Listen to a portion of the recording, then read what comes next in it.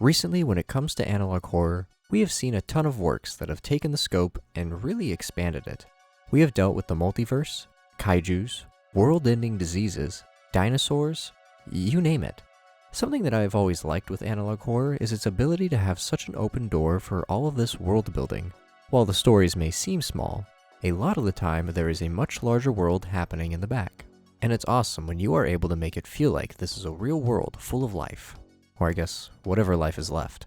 All of this is to say that it feels like we rarely get grounded analog horrors anymore, hence why I appreciated what we covered last week with Trespassing. And I gotta say, it seems like what I have for you all today may just be more of that grounded horror I have been looking for lately.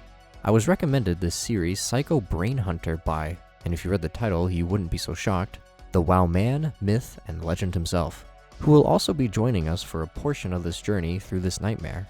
As always, be sure to check out the original series created by Larry's Terror Tapes, as this still appears to be a relatively underground series. Also, if you want to transport yourself to an alternate reality, you can head on to where Wowman covers the series and I join him for the ride. But it's time to head out into the world of Psycho Brainhunters. Let's make sure we have our strong helmets equipped and ready to go. We're probably going to need them. Let's just hope we come out of this with our brains where they're supposed to be. But before I let you get too far, just wanted to say if you're new here and enjoy what you're watching, be sure to hit all those neat buttons down below, including the subscribe and bell notification so you can be a part of every new upload. Also, real quick, just wanted to mention that me and some of the gang are going to be at Phoenix Fan Fusion all 3 days, June 6th through the 8th. Not affiliated with the event in any way, just going to have a fun time, so if any of you already have your tickets or were planning on it, you might see some familiar faces. Be sure to follow us on our Instagram to get more details as the event comes closer. But anyways, now you can pass through. Psycho Brainhunter, Woods, Part 1. The series begins with our tape loading in, and the first thing we see is a Halloween commercial for the store selling holiday necessities. These costumes are only $1.83 to $3.99. In this economy? We go through the masks and even get to see this costume for the girls that isn't horrifying at all. I guess it is Halloween. This lady goes on to try and promote all the candy, but our footage is then interrupted by an emergency alert system. Apparently, a serial killer emergency has been issued. Everything is fine is a little contradictory, don't you think? A robotic narrator ends up appearing to give some more info on this whole incident. According to the narrator, 4 campers were attacked in Dark River Woods. Sounds like we have a classic slasher on our hands. 3 out of the 4 victims were found dead at their campsite, and in the image of said campsite, we get some Morse code at the bottom. And if you look deep in the background, you can see what I can imagine is our top suspect. Translating the Morse code ends up giving me "eat lead." Not what I was expecting. However, with what we learn next, I suppose it's fitting. Apparently, the 3 victims were all shot in the right knee with .30 caliber bullets. And to make matters even worse, their scalps were torn apart, skulls smashed, and as you may have already guessed, brains missing. However, one lucky victim was able to escape and survive with her brain still intact. It's said that due to the nature of the event and the trauma, her name isn't going to be revealed. Her face, I guess, is fair game as we zoom very closely into her eyes. We are then taken to our next segment, dating us on October 21st, 1999, and it looks like we are in an interrogation room. We then find ourselves listening in on an audio interview between a detective Rox and our surviving victim. And even though we don't get to hear much of her name, I believe her name is likely Emily or Amelia. So while we are on the topic of names, what's yours? My name is Emily/Amelia then goes to recount what happened. Her and her 3 friends went out to their campsite, and at some point heard something off in the woods. The group gets their flashlights and decides to investigate. Strength in numbers, I guess. However, our killer was equipped with some sort of rifle and was able to essentially 360 no-scope all of her friends. Amelia shuts her flashlight off and managed to escape. But without knowing where the bullets were coming from, her friends weren't as lucky. But then she reveals a very interesting fact. She was able to catch a glimpse of the maniac, to which the next thing we see is a sketch drawing of his face.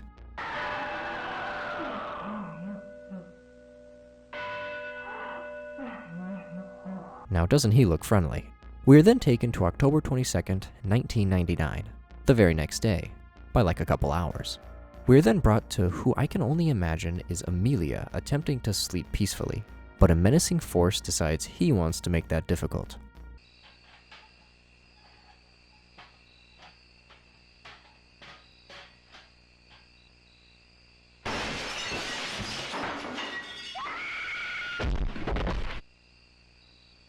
Turns out that was not Amelia. It was Holly Taylor, who was only 13 years old, and last seen in the exact same place, the Dark River Woods. We are then shown a photo of the home she was kidnapped from. Apparently, she was home alone at the time. It would then seem like our suspect has super strength once we learn that he was able to smash with brute force the thick windows her parents had installed. The leading theory is that this abduction had to have been planned, given how quick it happened. But in the midst of all that, we are very briefly flashed an image of Amelia, with a bunch of garbled text underneath. However, we then read that while authorities were searching outside of the house, they found footsteps and ladder prints in the mud right outside of the second-story window. A photo of the ladder prints are then shown to us, and we learn that the weapon used was found dropped off near another house, with the victim's blood on it. Current guess is that Holly was knocked unconscious with a blunt object. And by blunt object, I mean a goddamn sledgehammer. Are we sure she's not already dead? Authorities are 99% sure that this is the same menace who killed the other campers. The strangest part so far is that there is no motive yet, as the serial killer has only gone after random innocent people within Dark River Woods. We are then told to stay safe, before we are then shown again the sketch drawing of our suspect, and then the tape ends. Something I feel the need to go back to is that odd text combination under Amelia/Emily's photo. After doing some investigating, I found that the creator himself had given away the translation. I'll find you, Amelia. Well, at least we have a name confirmation. So far, I can definitely see the potential in this world and story. I'm glad to see that we are taking a smaller approach with the threats at hand. As of right now, it's just a human man kidnapping and terrorizing the people of these woods. However, it isn't all just straightforward. The fact that he is also taking out their brains adds a whole other level to this. Why does he steal the brains? Is he trying to create his own zombie army? Probably not, but I'm very curious to see if we get any answers in the coming tapes. The Factory, Part 2. We open up to this nice view of the sky, but quickly cut out and see that it is still October 22nd, just later in the morning. We are brought to Detective Rock's office, who personally vents his frustration and confusion about the whole ordeal, about how this maniac hasn't been found yet, and how his only piece of evidence to work with is a hammer, and said hammer doesn't have any fingerprints on it, meaning more evidence is going to be required. Given how Detective Rocks ends off his tangent, it doesn't seem like he enjoys where and who he works with very much. And see what our culprit does next. I can't believe I have to work with these Our next segment actually seems to give us a bit of info on our detective's backstory. We see a photo of two soldiers during World War II. One of the men in the photos is Arthur Rocks, who died December 3rd, 1940, with an unknown cause of death. However, the soldiers standing next to him had their name censored. They died September 21st, 1941, and apparently was tortured to death. Yikes. We then get met with some text, and I'm not too sure who it is saying this, but it definitely contains some clues. You don't get to die and be reborn the same. You come back, but you come back wrong. This is the price you pay for resurrection. But some remember everything from their past life. We are then met with the same photo of Arthur and his companion, except once we are met face to face, his face is revealed.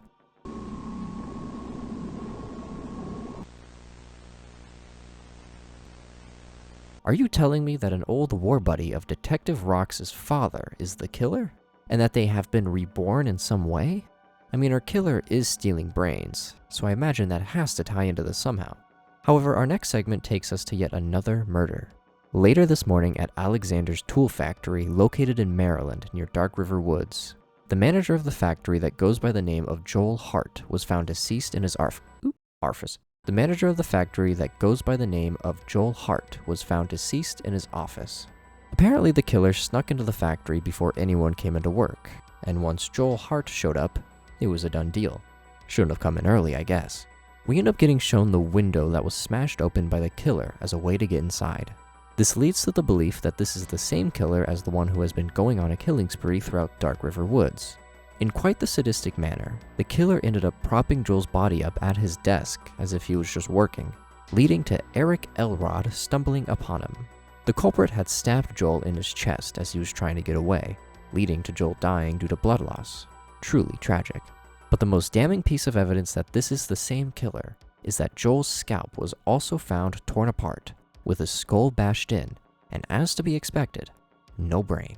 However, Joel's phone was found in one of the hallways. Perhaps some evidence resides within. Sure enough, once authorities went through his images, they found a photo containing Joel's virtually insane last moment before the culprit got him.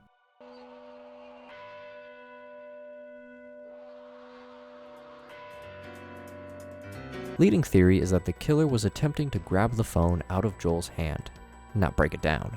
Evidence also suggests that Joel did not go down without a fight, as he had multiple bruises and missing teeth. The only sign of the killer being here other than the phone would be the fact that authorities found all the tools missing off the wall in one of the rooms. A glimmer of hope is presented when Eric Elrod is asked if CCTV cameras caught anything, but unfortunately the killer was prepared. They had managed to cut all the power before he made his move, resulting in no footage. Our tape narration then goes on to describe that this killer seems to enjoy overwhelming and catching his victims off guard. However, as to why their brains are being stolen, no one knows. However, this has led to the killer obtaining a new name, the Zombie of Maryland.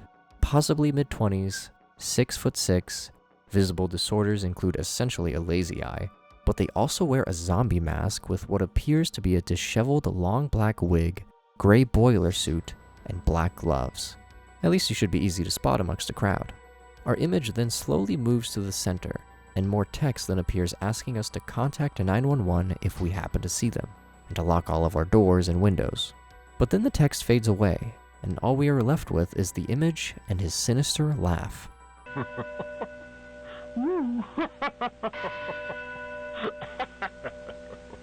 The next thing we end up seeing is a grainy photo of this girl, that then slowly transitions to this other girl, leading me to believe it's the same one. But there's also text at the bottom that says, "This is all your fault, mother and father. The horrible man has taken me away." The text then disappears, and her neck snaps to the side, before we get this cursed final scene to say the least.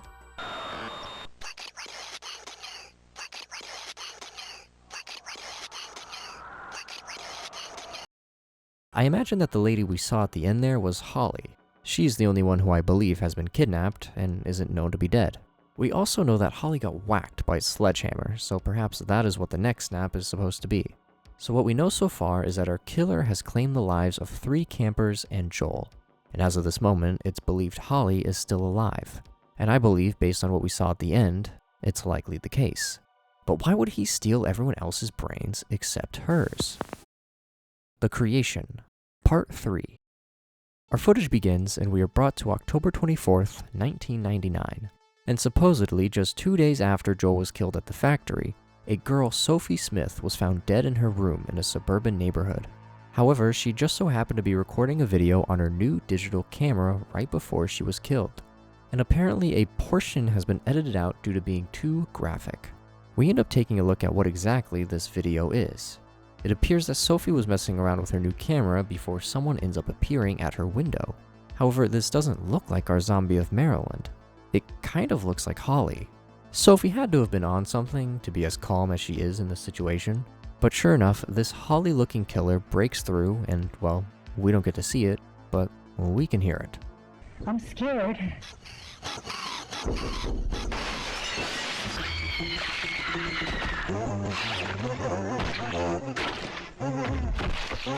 A photo of Sophie then slowly takes center frame, before briefly distorting. We then learn that it was her parents that then found her in her room with the window completely destroyed. And to say this next bit is quite graphic is definitely an understatement, so viewer discretion is advised here. Apparently whoever had broken into Sophie's room literally tore her arms and legs off with pure force and also started to feast on her. That is actually wild. But it doesn't end there. Apparently Sophie's eyes were missing as well and couldn't be found. You would think Art the Clown did this, honestly. During the search is when authorities found her digital camera that had some of her blood on it. This is pretty big because this is the first time the culprit has been caught on video, And there's even another disturbing image. It almost looks like the side of this person's face is peeling off, but we end up getting a brief flash of Morse code that just translates to living dead girl.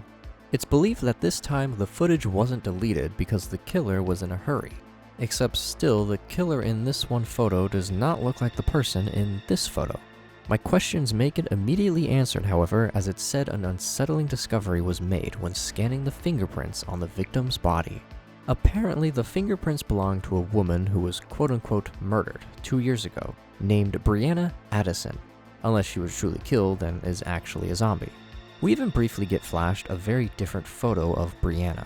Another question on the mind is, how did she even climb up to the second-story window, as there are no signs of ladders being used or really anything being used.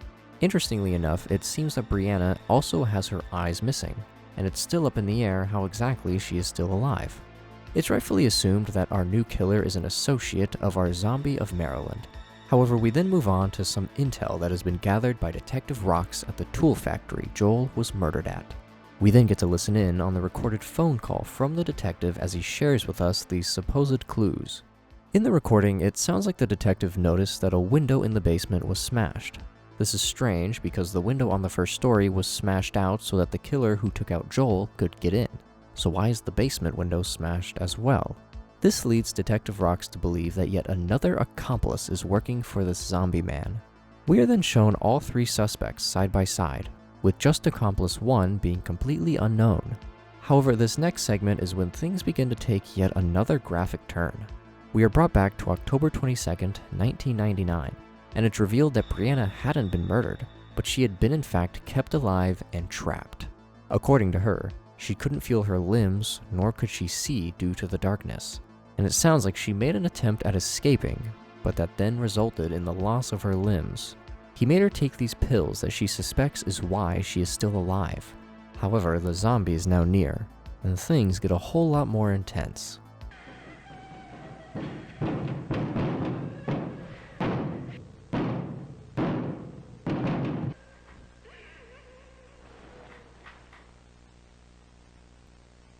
She says that she used to think that his face just looked like that, but as it turns out, it's just a mask. But she also says that the hair looks too real. I think we have a Leatherface fan over here. He ends up reaching up and taking off this human mask to just reveal an ordinary dude. It truly could just be her neighbor, I guess. He apparently sees potential in Brianna and says he plans to make her assist him in completing his goal, and that someone he knew a long time ago did something that displeased him. We are then shown that one image of the two soldiers yet again, but then red text quickly flashes that just reads, "Wipe out the bloodline." Detective Rox better look out. But then we see as another masked figure comes up behind Brianna, and if I'm correct, it looks like he proceeds to gouge out her eyes.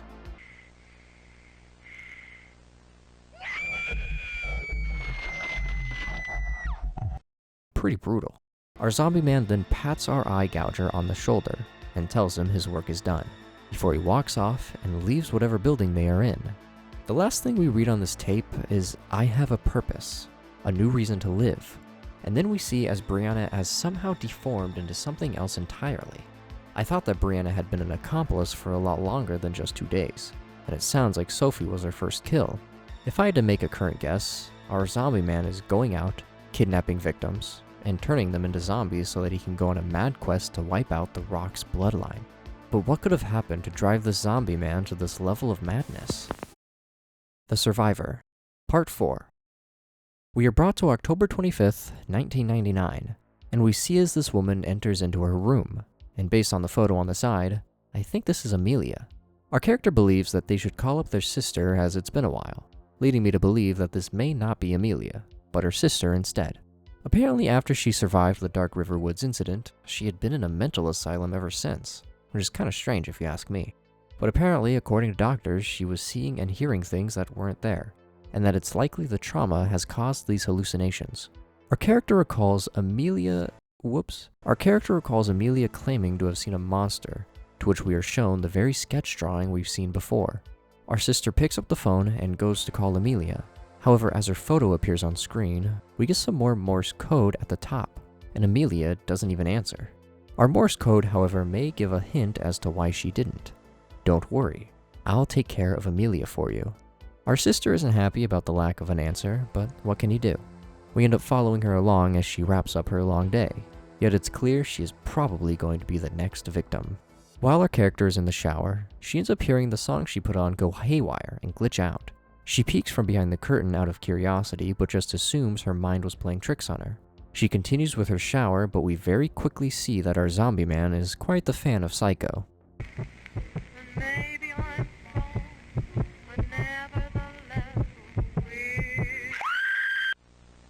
We see as he has her by the neck, and I'm gonna be honest, this was pretty shocking when it comes to its brutality. Not only does he proceed to stab her in the stomach and completely spill her guts out, we then get to see his, what would you call it, brain removal process.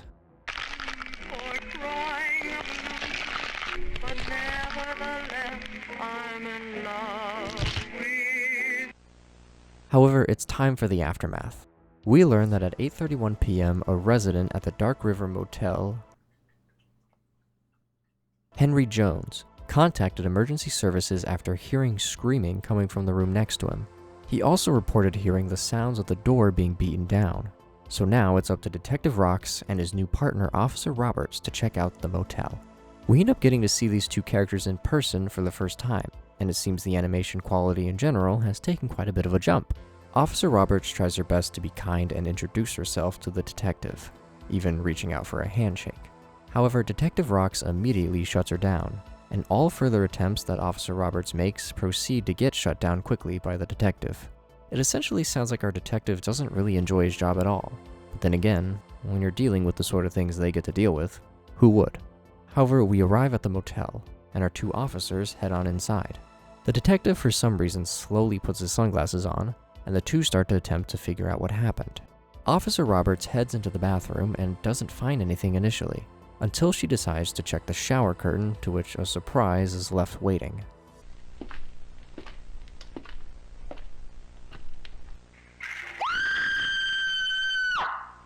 The identity of our latest victim is now known as Charlotte Mackenzie, and it's confirmed that she was the older sister of Amelia Mackenzie, the known survivor of the Dark River Woods incident.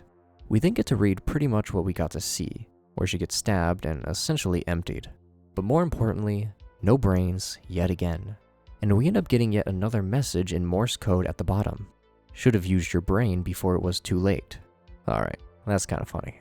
However, we are then shown pictures taken of the crime scene that are from Detective Rocks, and for some reason, it seems a little grand that Detective Rocks is the one who took these.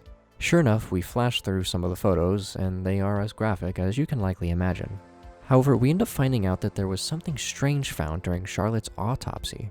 2 dog tags from 1940 were found stuffed inside her stomach, and we end up learning that those dog tags belong to none other than Arthur Rocks. We are then shown yet another photo of the soldiers. The detective has been informed of this revelation, but he hasn't responded to the information yet. But they are aware now of just how ruthless and dangerous this zombie man truly is. We are then shown another photo of Amelia, and we transition to see that she isn't in a very good situation. She has a straitjacket and blood all over her face. But we are also met with some more code. Amelia Mackenzie, the victim survivor. It appears that she is locked in an isolation room, where all she has is pictures of her dead friends on the walls. She ends up hallucinating them coming out of the photos and after her. However, she turns and she sees the sketch drawing of the zombie man. She blinks, and it isn't just a photo anymore. He reaches up yet again to take off the mask, except this time it's just a bloody face underneath. And as it turns out, it was all just a hallucination from Amelia. The event truly left her a changed person. The last thing we see on this tape is once again the 3 suspects, and we are told to call 911 if we see or hear anything about them. And that is the latest entry in Psycho Brainhunters, and I gotta say, I definitely enjoy the grounded approach to the series. Granted, there are still brains being stolen and zombies running around, but it still mostly focuses on the attempt at capturing these maniacs. There is still an open mystery as to what could have happened between Arthur Rocks and his companion back in the war, but evidently it was bad enough to start a lifelong crusade against the Rocks family name. I imagine our killer has to be a descendant of this mysterious soldier from the photo. Either that, or maybe the method that the zombie man used to keep Brianna alive was used on him. and the guy in the photo is literally the same person terrorizing the public over 50 years later. If we look back, it says that his cause of death was literally torture, and the two were fighting in World War II. I'd say it's pretty known that there were a number of Nazi physicians that did a bunch of super odd and barbaric experiments on prisoners during that time. So I don't think it's that far-fetched to claim that our soldier here standing next to Arthur was one of those victims. Perhaps one of the experiments was to turn him into some sort of zombie. Time to dust off Black Ops, I suppose. So now our zombie man is back with a vengeance, and spreading the same atrocity that was committed to him onto others, in an attempt to wipe out the Rock's family name with his team of zombie victims. But that's just my theory. And as I stated at the beginning of this video, this series was recommended to me by fellow horror creator Wowman, so I'm definitely curious to hear what he thinks is behind all this brain hunting madness.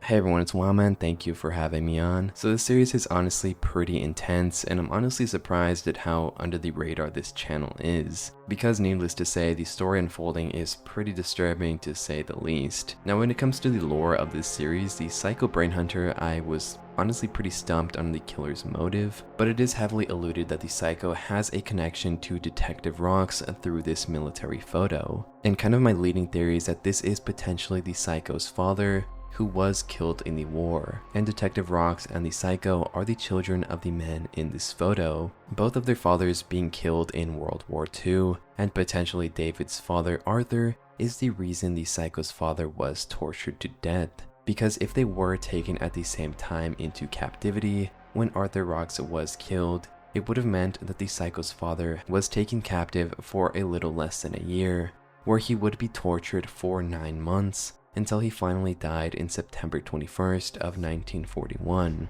So while David Rox's father Arthur did get the bliss of death, the Psycho's father on the other hand was tortured for a total of 9 months until they finally decided it was enough. Perhaps this knowledge is what caused something to crack inside of the Psycho's brain as a child, which has now turned him into the serial killer that he is now blaming the only person he really can, Arthur Rox's son, Detective Rox. All of the murders being done to taunt Rox into a case that he is unable to solve, a murderer he simply cannot catch. Because now there are more than one, with now 2 henchmen and 1 hostage, Amelia. I feel like going forward into the series, I believe we will eventually see what went down between Arthur Rox and the Psycho's father. The tragic end that resulted in the Psycho's father being tortured to death for 9 months, which eventually led the Psycho down this incredibly dark path. Needless to say, this series was a pretty fun watch if you were into that more serial killer horror like Seven or Silence of the Lambs. There also isn't a whole lot of eyes on the series just yet, and I really am curious to see where the story goes on from here, so by all means check out the channel and series for yourself. Especially if you want to see all that graphic content I probably didn't end up showing.